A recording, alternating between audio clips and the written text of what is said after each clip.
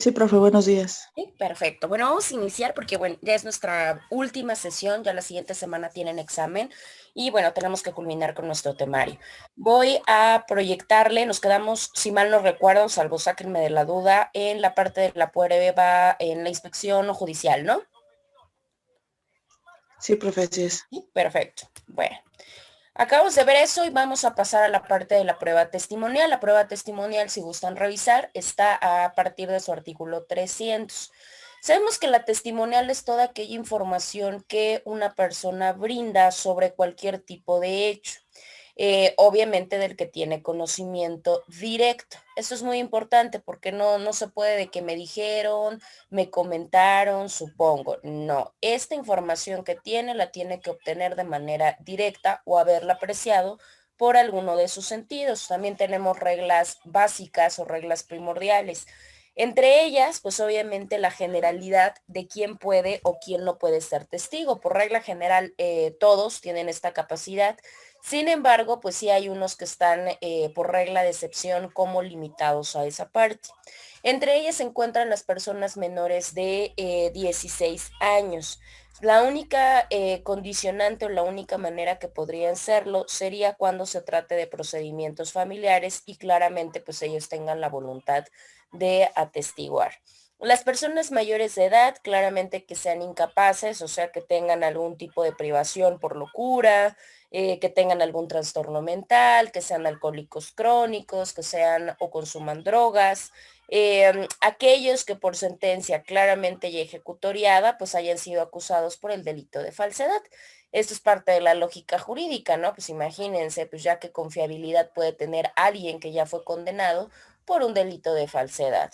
Y los últimos son los parientes. Los parientes tampoco pueden ser testigos en el caso de los parientes consanguíneos hasta el cuarto grado y en el caso de los parientes por afinidad hasta el segundo grado.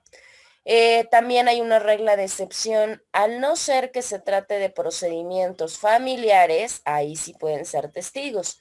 ¿Por qué? Pues porque claramente la mayoría de problemáticas familiares, pues ¿quiénes son los que se encargan de ser testigos de todo lo que pasa? Pues la familia, ¿no? Por eso se hace digamos que esta diferenciación. ¿Qué pasa con el desahogo ya en la audiencia de la prueba testimonial? Para empezar, el juez tiene que separar a los testigos. ¿Para qué? Pues para que uno no escuche la declaración del otro, para que no se puedan comunicar y pues ya lo seguirá pasando uno por uno para poder rendir su testimonio. Cuando los pasa uno por uno, les tiene que hacer la protesta. La protesta radica en que los testigos tengan que comprometerse a decir la verdad. Si no, pues el juez les advierte las penas en las cuales pues, pueden, o las sanciones en las cuales pueden caer, porque pues recordemos que es declaración, es falsedad de declaración ante autoridad judicial.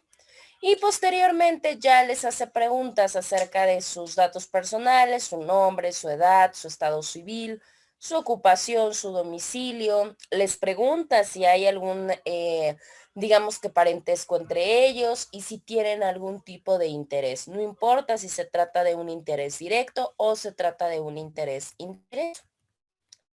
Pues pregunta si son amigos o enemigos en su defecto de las partes, de los litigantes, y también si tienen algún tipo de relación con los abogados patronos.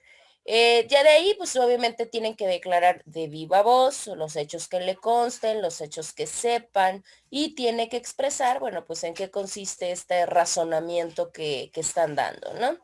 Y ya posteriormente, muy importante, la contraparte de quien está ofreciendo la prueba claramente puede interrogar al testigo, también de manera verbal. Esta parte del interrogatorio tiene que guardar completa relación con la controversia, ¿sí? El testigo, recordemos, tiene que declarar de viva palabra, no puede leer nada, no puede tener borradores, no puede tener digamos que resúmenes de algo, no puede recurrir a otra persona, al abogado, a preguntarle, es que, ¿qué digo acá? Tampoco se puede.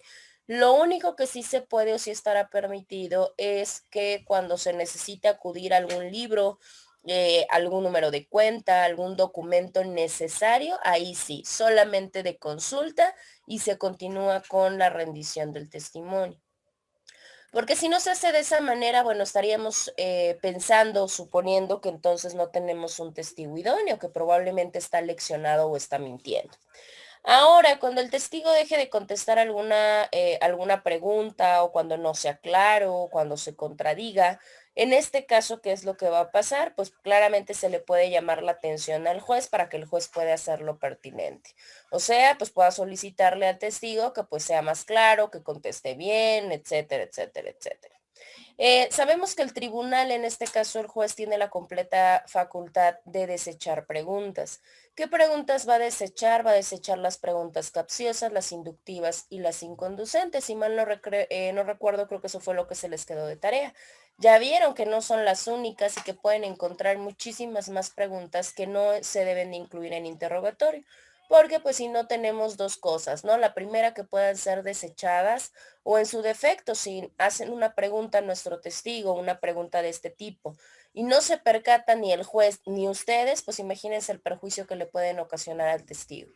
¿Por qué? Porque la realidad es que a veces el testigo no miente, pero con la situación de este tipo de preguntas, con los nervios y con cierto tipo de circunstancias, pues el testigo puede incurrir en error. Y esto pues puede ser muy perjudicial, no es la única materia, hay otras materias que manejan esta misma situación. Ahí sí les recomiendo un poquito la parte de destrezas en litigación oral, les recomiendo un poquito estos talleres de preparación de argumentación, en donde precisamente pues enseña a interrogar, a contrainterrogar y pues nos van explicando a detalle cuáles son este tipo de preguntas y bueno, cuáles no se pueden realizar. Como pudieron visualizar también en sus ejemplos, hay unas que son bien lógicas. O sea, en automático podemos darnos cuenta que son preguntas inductivas, que son preguntas coactivas, que son preguntas capciosas, pero hay otras que son muy sutiles y que si no tenemos la preparación y si no tenemos esta práctica en este tipo de estrategias, pues obviamente las podemos dejar pasar. Y bueno, este tipo de preguntas pueden ser desechadas obviamente por el tribunal. Y bueno, en cuanto a la declaración y todo lo que se pregunte y todo lo que se responde, tiene que asentarse en una acta respectiva. En esa acta, bueno, como manera de aceptación, todos aquellos que intervinieron, bueno, pues tendrán que dar su firma, ¿no? Para poder decir que están de acuerdo. Muy importante, las partes solamente pueden presentar máximo hasta dos testigos por cada uno de los hechos controvertidos, ¿sí? Ya ustedes vieron en sus demandas, en sus contestaciones de demanda, pues ya vieron que los hechos controvertidos, pues no son todos, igual y el actor enunció 6 hechos, pero de esos 6 hechos probablemente el demandado dijo en dos que sí, que está de acuerdo, que sí es cierto. Ah, bueno, pues para eso ya no tengo por qué anunciar prueba. Y de los otros 4, si a mí se me hace viable presentar prueba testimonial por cada uno de los hechos, máximo pueden ser 2 testigos. No más, porque si no, entonces ya serían testigos sobreabundantes y esto también va a provocar que pues, sean desechados, ¿no? Obviamente por la cuestión de número. La siguiente prueba que tenemos es la prueba presuncional. La prueba presuncional aparece a partir del artículo 315. Para saber a qué se refiere esta prueba, tendríamos que distinguir primero qué es una presunción. Las presunciones son estas consecuencias que la ley o que la autoridad hacen o deducen a través de un hecho que ya es conocido para poder averiguar la verdad de otro hecho que no es conocido. Aquí tenemos dos presuncionales, tenemos una presuncional legal y tenemos una presuncional humana. Algunos de ustedes la invocaron dentro de sus demandas y contestaciones. La presuncional legal es aquella que se establece en la ley, o sea, la ley como tal nos dice que se presume tal cosa con tal documento o con tal situación previa, o cuando se da que la consecuencia nace de manera directa o inmediata de la misma ley.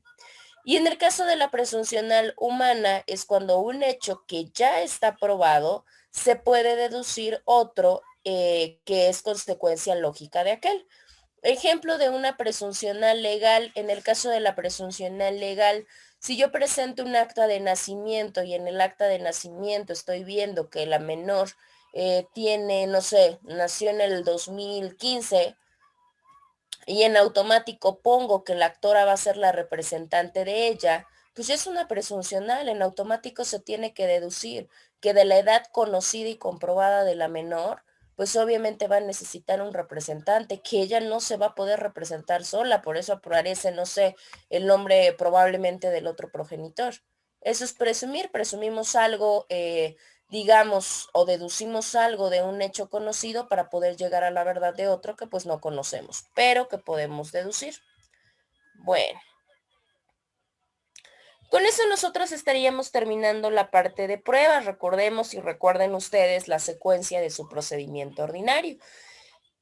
La parte de la demanda, ya vimos todo lo que es demanda, lo que es admisión, lo que es contestación de la demanda, si hay reconvención o no, y ya vimos que de ahí de la contestación de demanda tenemos medios alternativos, y si no, bueno, pues ya pasaríamos necesariamente a la parte de la audiencia de desahogo de pruebas, alegatos y sentencia.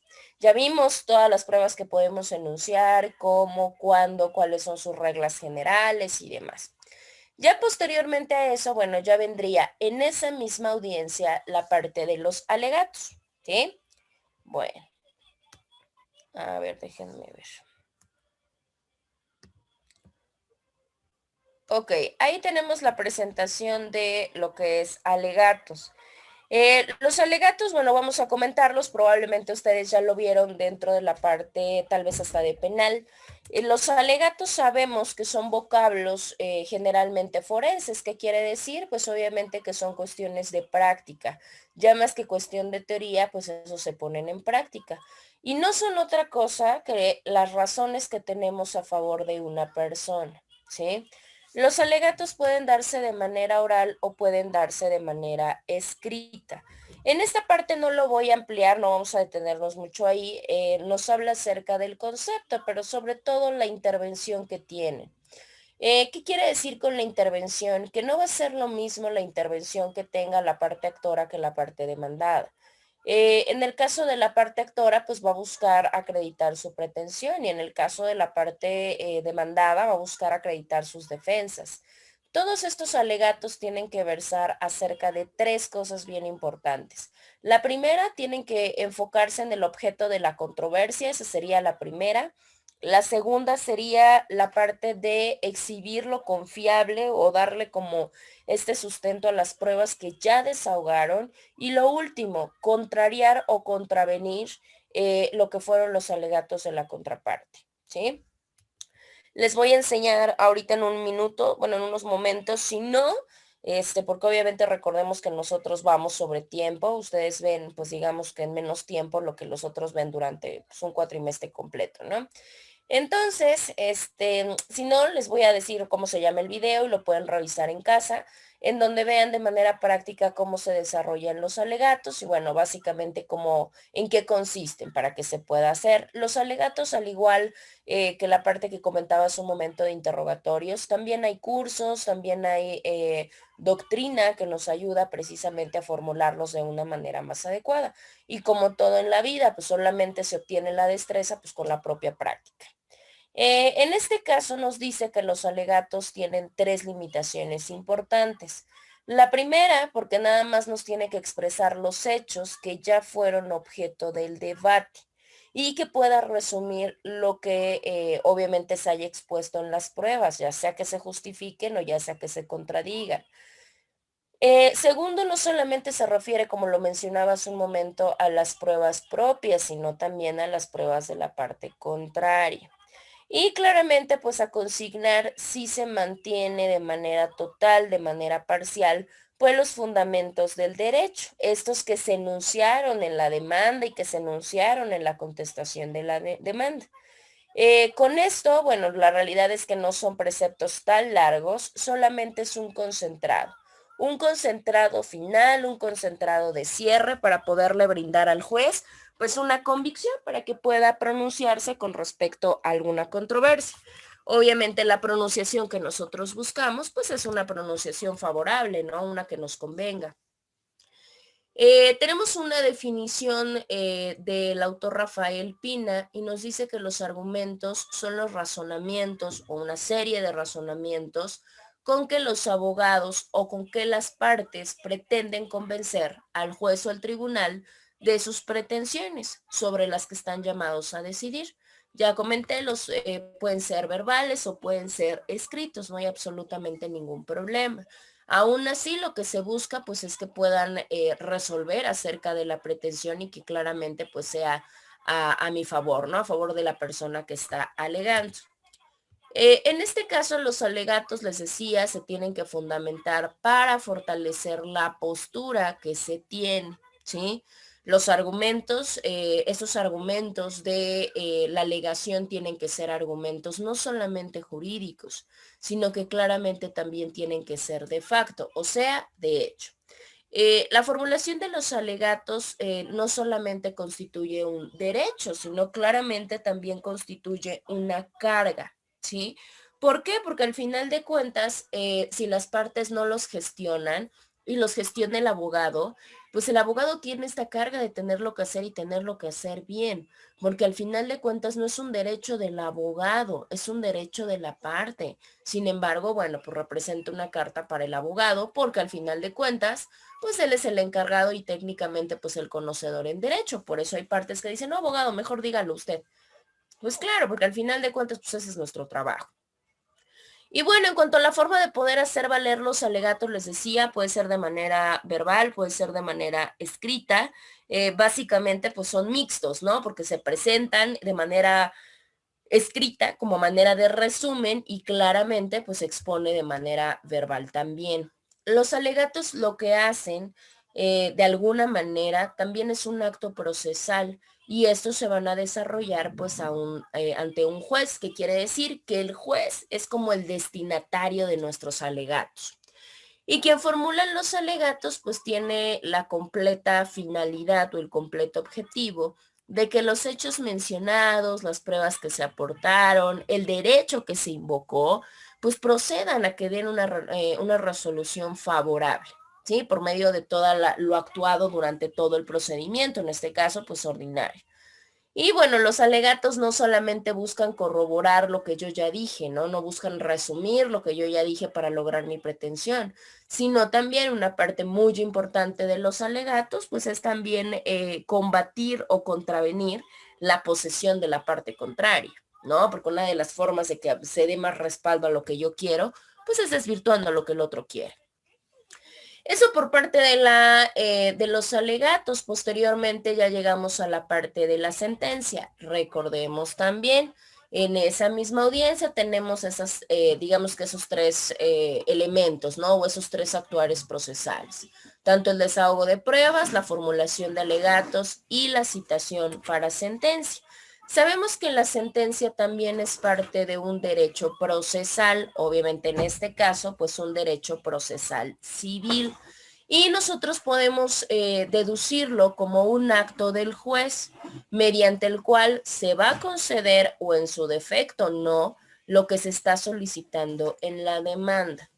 De hecho, la sentencia es una terminación normal del proceso. ¿Por qué una terminación normal? Porque recordemos que tenemos otros mecanismos para terminar el proceso, entre ellos los alternativos. Pero bueno, pues esta es como la parte ordinaria.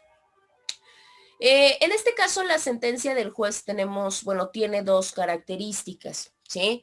Por un lado tenemos la parte de que es el acto del juez, obviamente la expresión de su voluntad, pero también si lo podemos puntualizar, también es una manifestación del pensamiento, de todo lo que ya se ha planteado.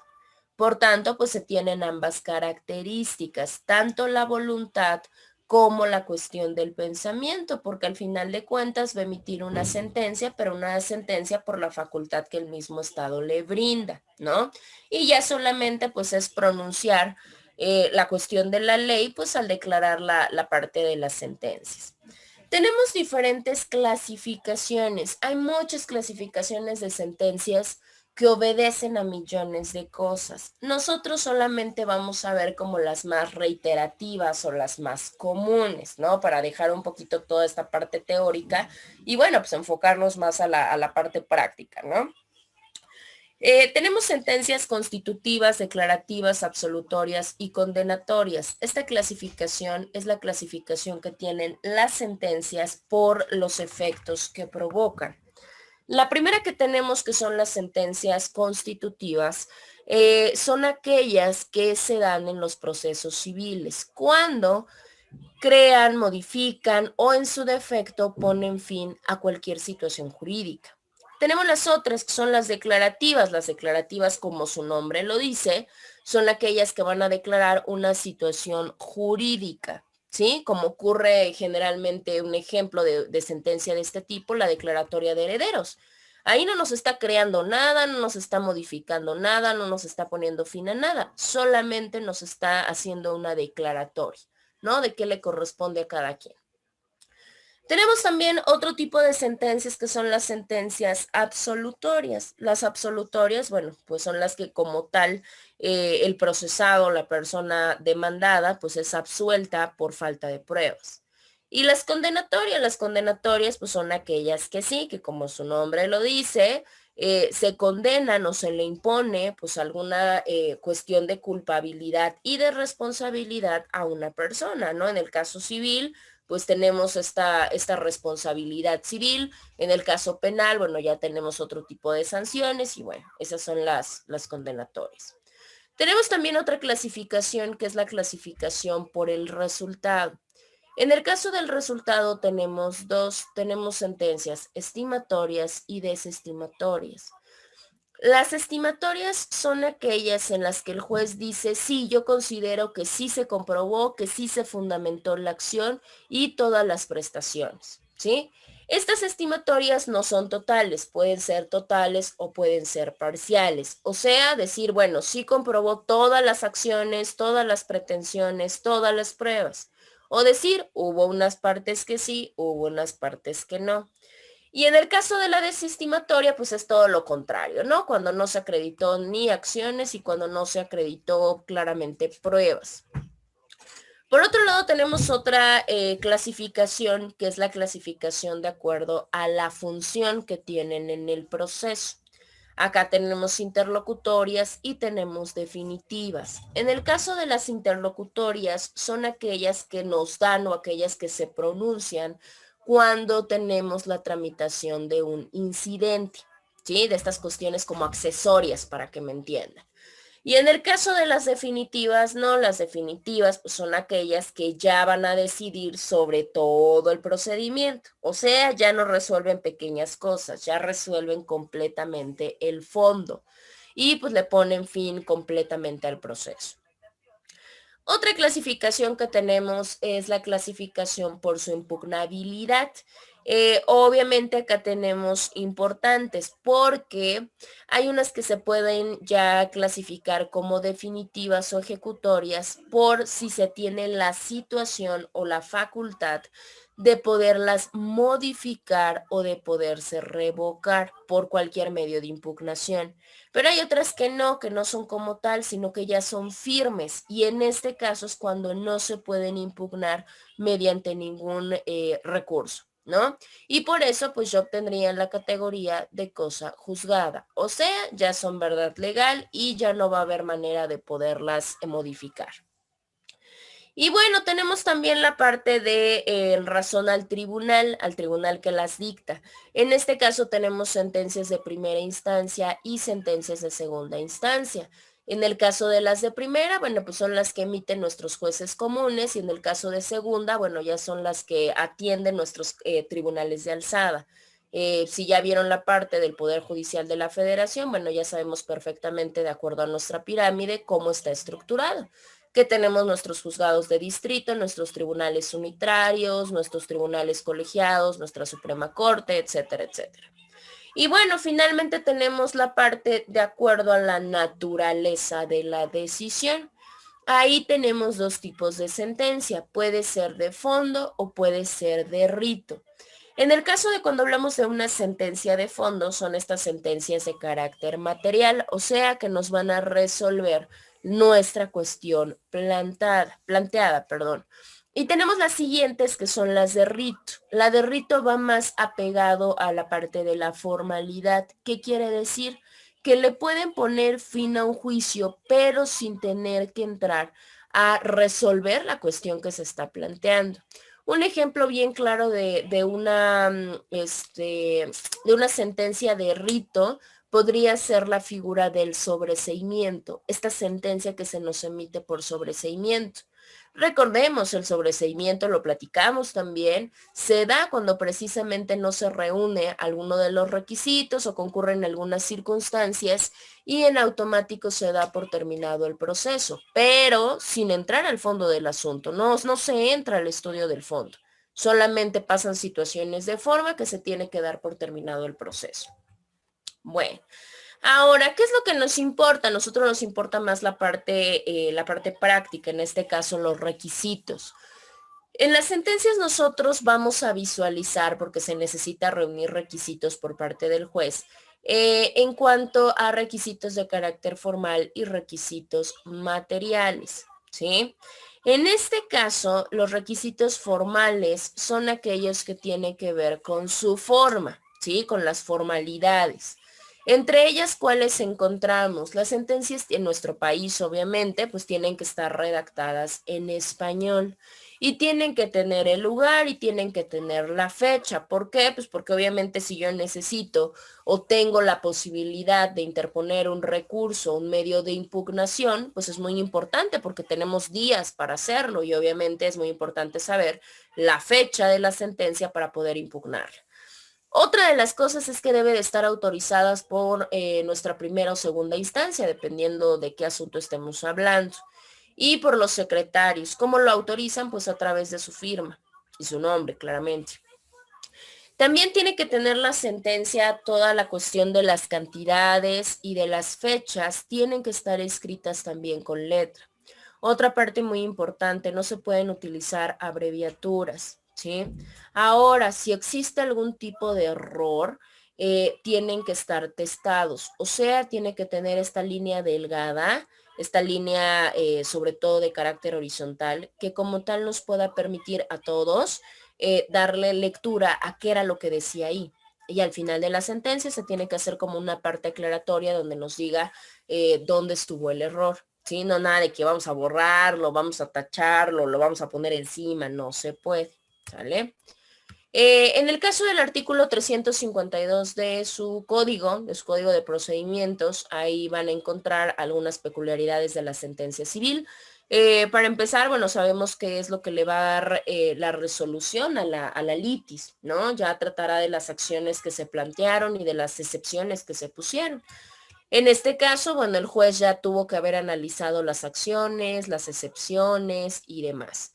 Y verá si hay alguna condición o algún presupuesto que tenga que generar o que aparentemente pues sea una violación.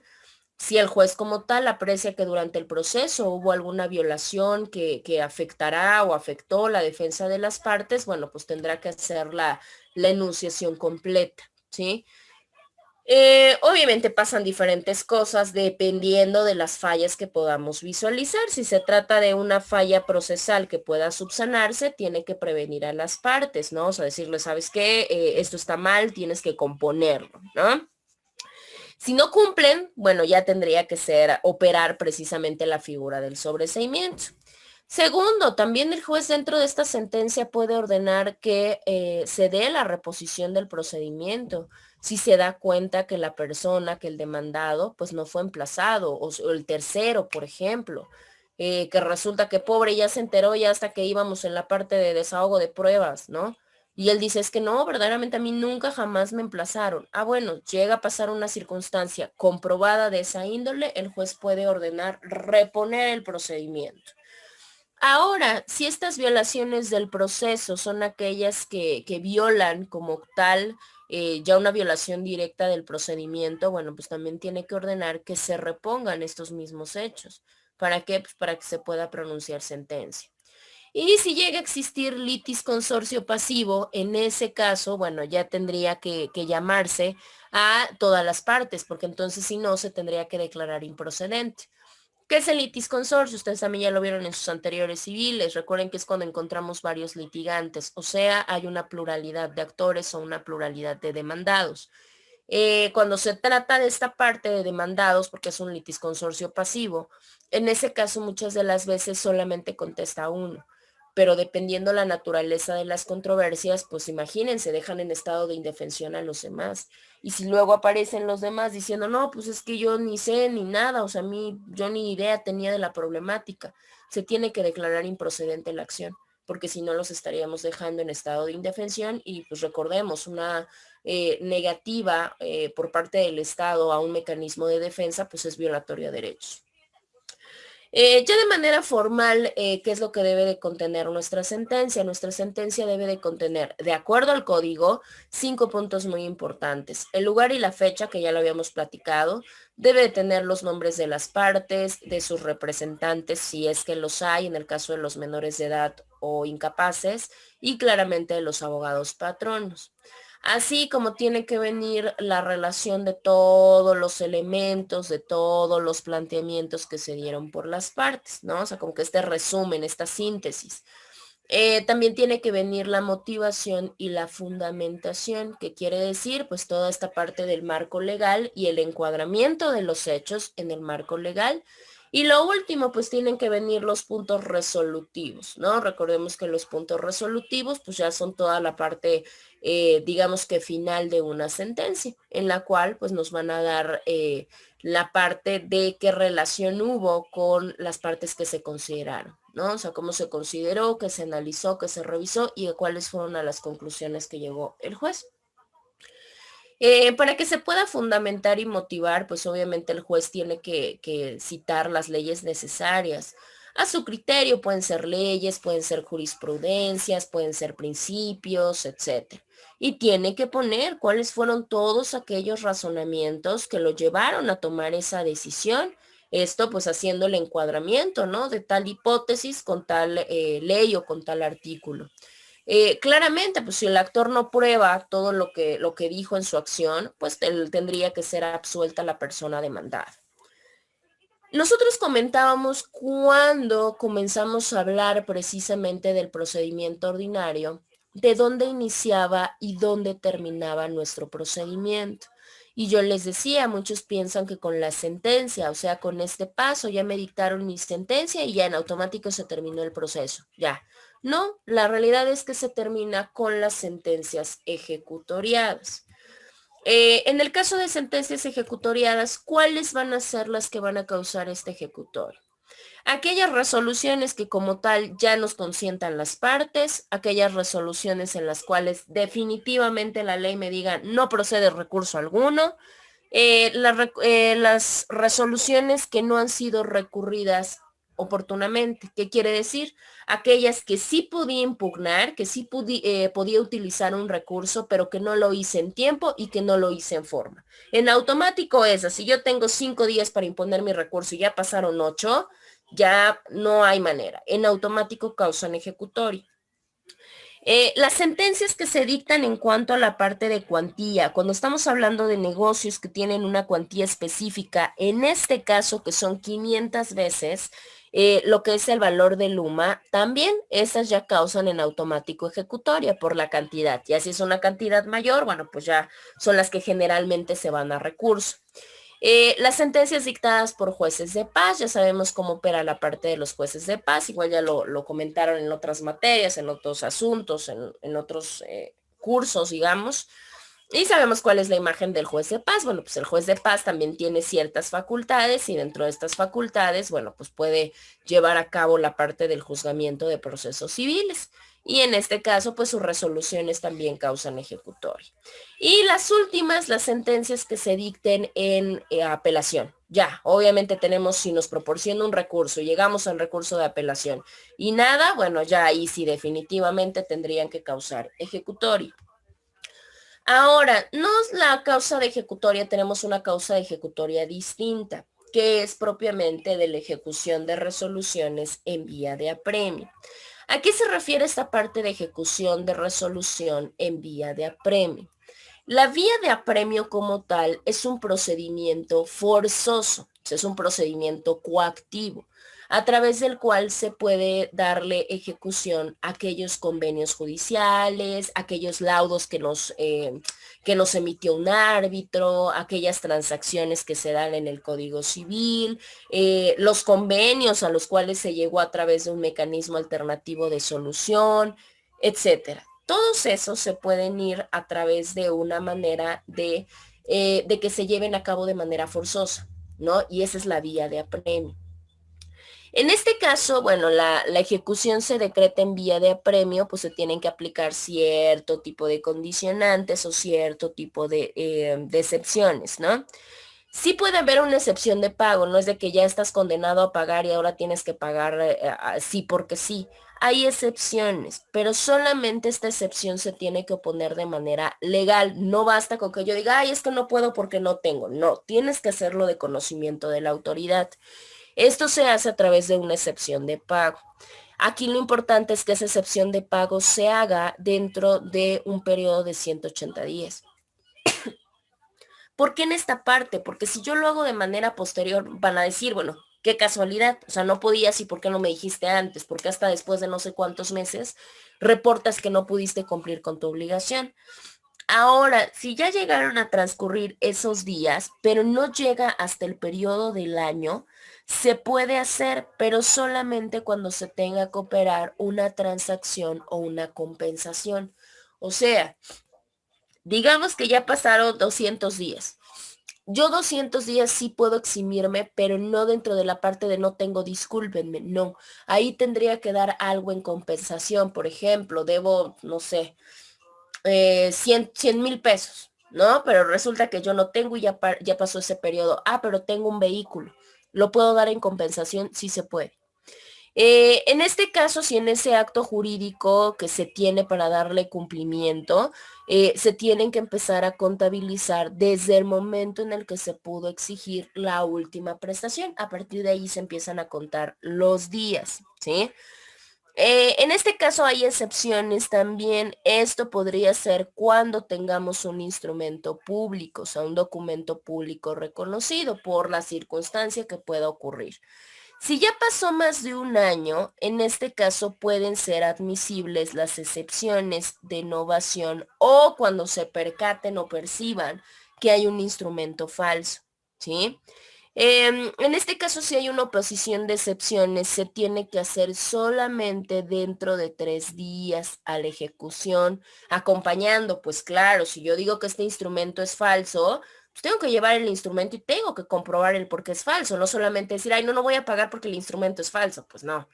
Y bueno, la resolución que se puede emitir dentro de esta materia o dentro de esta formalidad, en este caso ya no admite recurso, porque recordemos, ya estamos en vía ejecutiva o en vía ejecutoria.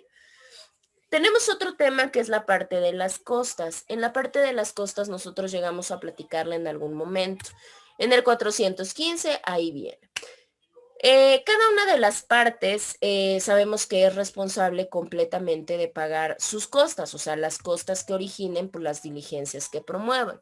¿Qué comprenden las costas? Las costas comprenden la parte de los honorarios, en este caso del abogado patrono, los honorarios de los depositarios, intérpretes, peritos, árbitros, etcétera, que hayan intervenido, y los gastos que hubieran sido indispensables para la tramitación del juicio. En este caso de los honorarios tienen que estar apegados, pues obviamente, a los aranceles que nos establece la ley. Los gastos y las costas deben de estar justificados, claro, no es que al rato pierda el demandado y yo le diga, no, hombre, es que son 1 millón porque sí, porque eso gasté. No, claramente tengo que acreditarlo con pruebas y tenemos que hacer un escrito en el cual se solicite o se haga la planilla respectiva, o sea, qué se pagó por cada cosa. Ahora, cuando se condena este pago, no comprende los gastos que salen por la parte de pruebas, de promociones o cualquier otra cosa que resultó inútil, ¿sí?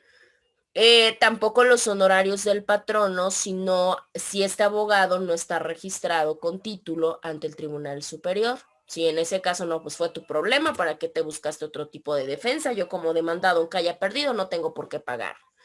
En este caso sabemos que hay, digamos que oficios que no están regulados por los aranceles, o sea, no están sujetos a aranceles.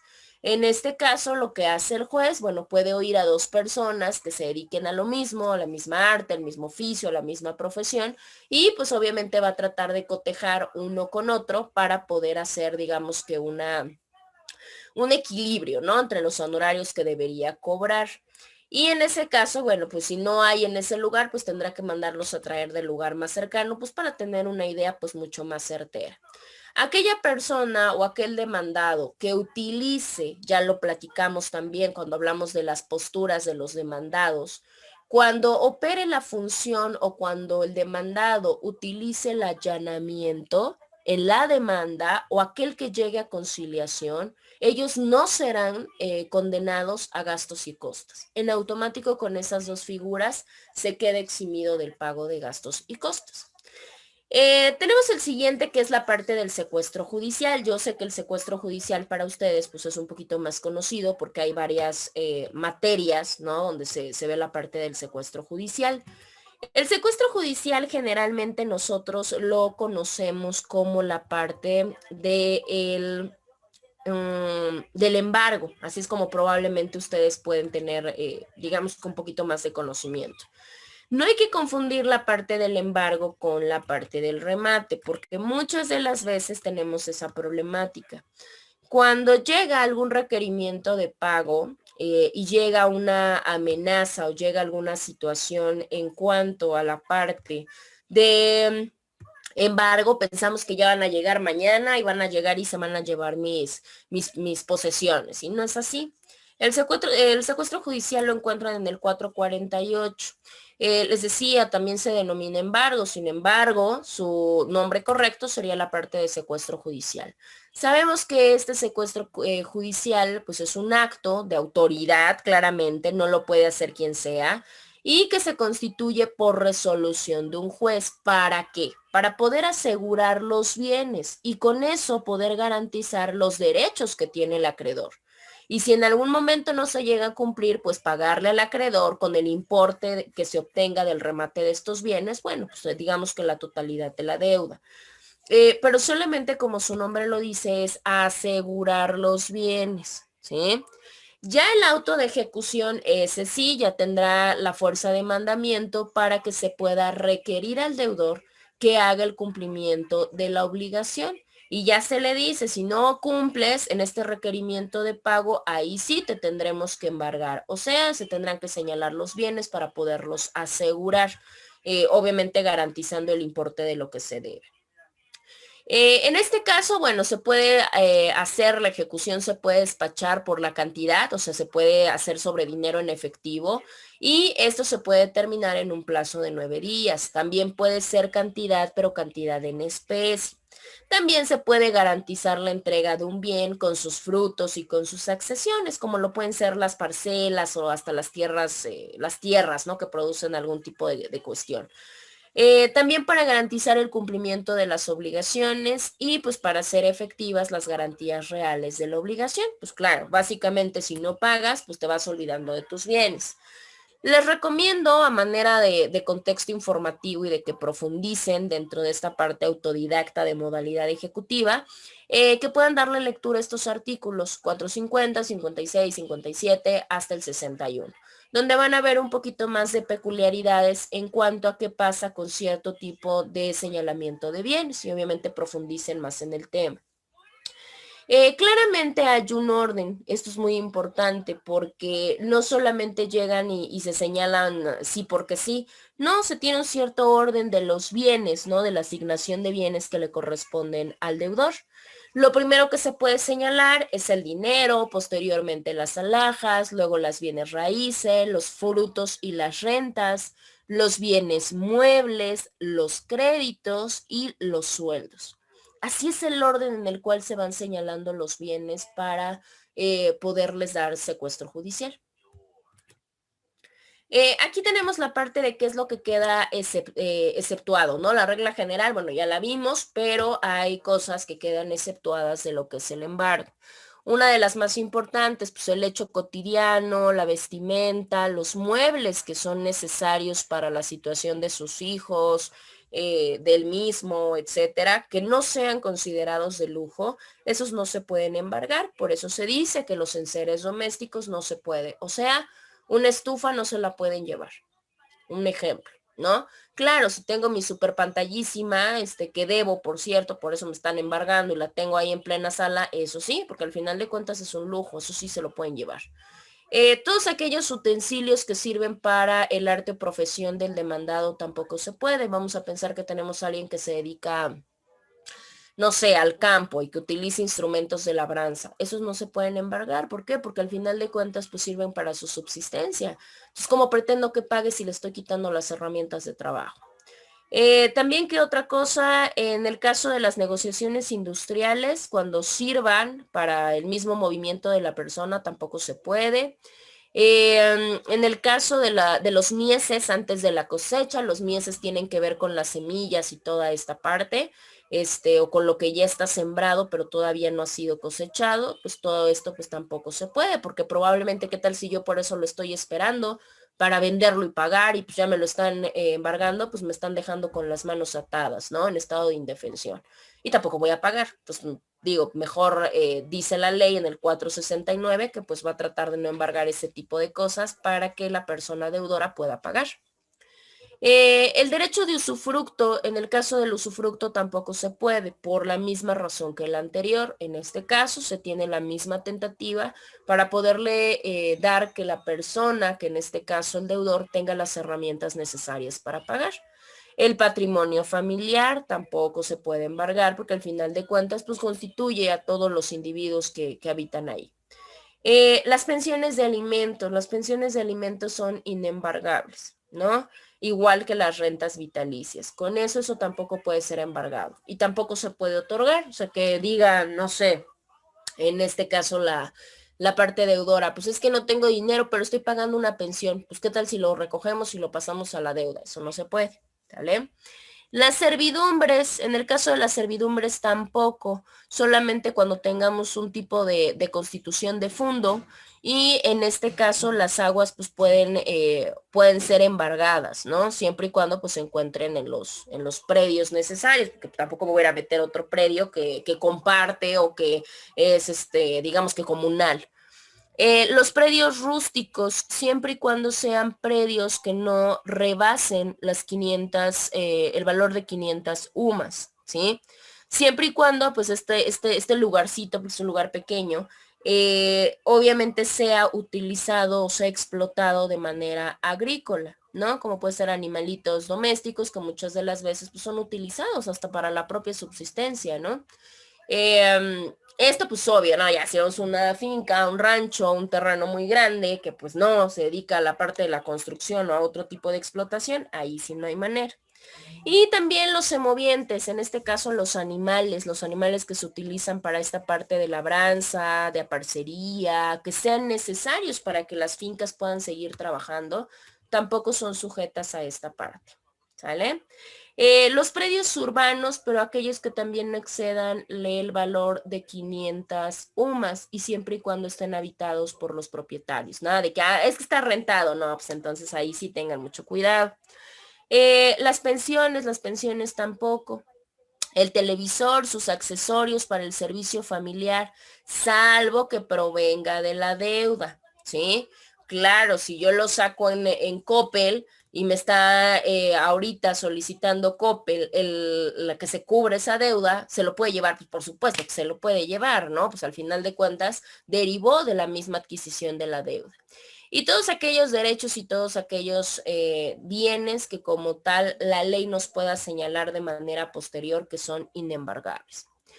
En este caso, si tenemos un deudor que está sujeto a patria potestad o que no puede trabajar y que carezca de bienes distintos de los que ya están embargados, en este caso, bueno, tiene el derecho a poder conservar parte de sus bienes pues, para proveerse sus necesidades alimentarias. Ya esto dependerá del juez. El juez tendrá que determinar qué tanto sí y qué tanto no. Ya después del secuestro vamos a pensar que en el requerimiento no se pagó, en el embargo no se pagó, pues ahí sí ya no hay manera, nos tenemos que ir a la parte del remate. El remate está en el 481 y nos va dando, en el caso del 481 nos da las generalidades de cómo va a proceder el remate, ¿sí? Estos se van a hacer, se los comento así de manera general, se tienen que subastar, se tienen que poner en pública almoneda, ¿sí? Se hace un aviso para saber si hay alguien que tiene interés, o sea, algún interés legal. Si no, se tiene que hacer posteriormente la evaluación de los bienes por obviamente peritos certificados. Se convoca a los postores, se hace la venta judicial en una hora que fije el juez. Las posturas, las pujas tienen que empezar a darse. Y bueno, si el acreedor así lo considera, puede hacer una puja, pero la puja tiene que ser mínimo del valor del adeudo que tiene, ¿sí? Si no existen postores, si no existen pujas porque no acudieron, ¿qué es lo que va a pasar? Se tienen que seguir haciendo públicas almonedas hasta que logre llegar a algún postor que le interese. Ya después que se hace la pública almoneda, se tiene que levantar el acta, o sea, ya que acabó la subasta, y se tiene que declarar ya definitivo el remate, en el cual se le va a dar la adquisición en favor, pues, al mejor postor. Y ya de ahí, si tenemos varias posturas, pues claramente la cantidad mayor, pues, va a ser el que gane. Y ya con eso, pues los bienes a subastarse, si son varios, que sean varios de la misma especie, lo que van a hacer en ese caso es que se tiene que hacer en una reclamación en subsecuentes almonedas para darle como una parte de orden. Así es como se da el proceso de remate. Ya después de esto, el juez ya tendrá que darle al adjudicado, pues, el título, ¿no? En este caso, si es una casa, pues una escritura, etcétera, ¿no? Y ya con eso se quedaría firme el auto que está fincando el remate. Y ya de ahí se le da no solamente el documento que lo acredita, ya se le da la posesión del bien reclamado. Los bienes subastados en este tipo de remates judiciales ya aparecen y se van libres de gravamen, salvo que la ley estipule lo contrario. Y eso es bien importante porque pues ya no tienes que pagar ningún impuesto. ¿Quiénes no pueden adquirir en remate? O sea, ¿quiénes no pueden ir a subasta de este tipo de bienes? Magistrados, jueces, secretarios, mandatarios, en este caso los patrones del ejecutante, los peritos que hayan estado, por ejemplo, los valuadores y cualquier otro que pueda tener digamos que una ventaja sobre los demás postores. En el 484 igual ustedes pueden consultar digamos que la parte de las reglas, primordiales, que obviamente se utilizan para esa parte. El deudor puede liberar sus bienes, claro que los puede liberar. Si se da antes de la partecita del remate, todavía los pueden liberar. El único punto, pues, es que tiene que pagar la totalidad y tienen que pagar de manera íntegra el monto de las responsabilidades que tienen. Pero ya causando autodefincamiento del remate, ahí sí ya no hay poder humano. Ya cuando está firme el auto que finca el remate, ya en ese momento se le tiene que pagar al acreedor, pues entregándole el excedente al deudor. Claro, si tenemos una casa de 1,000,000 y se deben 700,000 pesos, los otros 300, pues obviamente regresan a las manos del mismo. En el caso de igual recomendarles 492 se encuentra algunos 8 o 9 artículos que nos habla de reglas especiales del remate de inmuebles. Y en el caso de en el 501 nos habla de la parte del remate de muebles. Nada más son como aspectos muy particulares que como son diferentes tipos de, digamos que de objetos o digamos que de cosas, pues tienen reglas muy específicas. Y ya con eso, bueno, nosotros tendríamos esa parte. Y ya lo último, nada más para que puedan consultarlo ustedes en casa, habíamos hablado de una parte de medios de impugnación, lo habíamos comentado desde que iniciamos casi el curso. Los medios de impugnación los pueden consultar en su artículo 376 y posteriormente en el artículo 402. Ahí nos va a decir solamente cuáles son nuestros medios de impugnación, en qué momento proceden estos y cuánto tiempo tengo yo para ponerlos. Ya me dirá, porque va a haber, ya vimos, va a haber resoluciones que se vayan directamente a ejecución, pero va a haber otras que sí me den la oportunidad de poder buscar que se nulifiquen, que se modifiquen, etcétera. Y bueno, pues en estos artículos nos explica un poco, no es mucho, no crean que son, híjole, 200 artículos a comparación de otras figuras que hemos visto. En este caso no, en este caso son más o menos, en total hablamos de 30 artículos, en total de toda la gama de recursos o de medios de impugnación que tenemos. Entonces, para que los puedan consultar y bueno, pues ya lo chequen con calma. Bueno. Con eso nosotros de manera formal estaríamos dando por culminado en tiempo y en forma nuestro temario de Derecho Procesal Civil. Ya nada más la siguiente semana, recuerden que su evaluación sigue la misma mecánica que la primera. Ya nada más, obviamente yo busco la manera de hacerles llegar sus calificaciones. Tengo el teléfono de alguno de ustedes. Entonces, pues ya yo el que les digo, el día lunes más o menos, les estaría yo haciendo llegar promedios por si tienen alguna duda o por si tienen alguna observación. El examen se apertura a las 8 y probablemente esté cerrando, no sé si cuarto, dependiendo del número de preguntas, cuarto o 10 para las 9. ¿Desde dónde viene? Desde donde nos quedamos. Digamos que el primer bloque, porque en nuestro caso fue bloque, hasta donde abarcamos el día de hoy, que sería con la parte ya del remate. Y con eso nosotros estaríamos terminando como tal. En cuestión de tareas para ya poder culminar, se les va a quedar una parte en su pestaña donde estamos en procedimientos, tienen una infografía de medios usuables. Obviamente los medios de prueba que nosotros ya vimos, o sea, prácticamente el listado ya lo tienen, y un ensayo que nos habla precisamente de las figuras que vimos hoy, secuestro judicial y párenle de contar. Ya de ahí, en la última pestaña que son recursos e incidentes, ya no van a hacer absolutamente nada. De hecho, solamente hay creo que un par de tareas, pero esas ya no las van a hacer. Solamente les dejo ahí materiales de apoyo, lecturas y documentos para que puedan profundizar más en el tema. ¿Sale? ¿Tienen alguna duda o tienen alguna pregunta? No, Miss. ¿No? Perfecto. No. Entonces, Bueno, sí, una pregunta. ¿Cuánto tiempo nos va a dar en el examen? los mismos que siempre. Si son 15 preguntas, van a tener, ¿qué les digo? 45 minutos. Ah, bueno, era nada más esa la Y pregunta. siempre midiendo, obviamente, que todo quede pues dentro de su hora, ¿no? Digámoslo de esa manera. Sí. ¿No? Para que igual no se retrasen y los ande ahí mandando más tiempo en otras materias. No, nada más duraría dentro de, y ya yo les comento, ya yo veo la manera de hacerles llegar sus calificaciones, y ya cualquier observación pues ya me la tendría que hacer de manera personal, porque nosotros pues ya a partir de hoy pues ya no nos vemos, ¿verdad? Bueno, ya nos escuchamos más bien. Sí. Bueno, entonces si no tenemos dudas o si no tenemos preguntas, denme solamente un minuto para poder checar. ¿Está Carla? Sí. Sí, ¿Está profe. Abraham? También. ¿Está Maleni? También. Víctor, Sí, Miss. Victoria y Elia. Okay, están todos, digo, para no estarlos ahí como por partes. Bueno, muchachos, pues digo, no me despido al 100%, pero pues también no voy a hablar con ustedes, salvo que sea de manera personal o particular. Pues que les digo, un gustazo trabajar con ustedes. Cuídense mucho, que les vaya muy bien y mucha suerte en sus exámenes. ¿Sale? Gracias, profe. Gracias a ustedes. Bonito fin de semana. Gracias, profe. Gracias, Miss, igualmente. Gracias, cuídense mucho. Bye. Bye.